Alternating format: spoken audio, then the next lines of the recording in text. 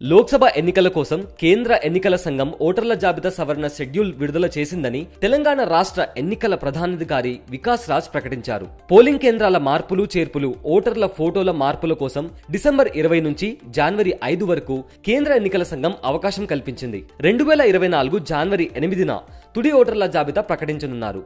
ఈ నేపథ్యంలోనే 2024 జనవరి 1వ తేదీ వరకు 18 ఏళ్లు నిండిన వారంతా ఓటర్లుగా నమోదు చేసుకోవాలని ఎన్నికల సంఘం వెల్లడించింది. అయితే ఇప్పుడు కొత్త ఓటర్ కార్డు కోసం దరఖాస్తు చేసుకోవడానికి ఎక్కడికి వెళ్లాల్సిన అవసరం లేదు. ఇంట్లోనే కూర్చొని మీ ఫోన్లో ఓటర్ కార్డు కోసం దరఖాస్తు చేసుకోవచ్చు. ఆన్లైన్లో ఓటర్ కార్డు కోసం దరఖాస్తు చేసుకునే విధానం. ముందుగా స్క్రీన్ పైన కనిపించే ఈ వెబ్సైట్ ఓపెన్ చేయాలి. ఇప్పుడు ఎడమవైపు ఉన్న సైన్ ఇన్ ఆప్షన్ పై క్లిక్ చేసి మీ ఫోన్ నంబర్ ఎంటర్ చేసి ఓటీపీతో సైన్ ఇన్ చేసుకోవాలి. ఆ తర్వాత యూజర్ నేమ్, పాస్వర్డ్ ఉపయోగించి అదే సైట్ లో లాగిన్ అవ్వాలి.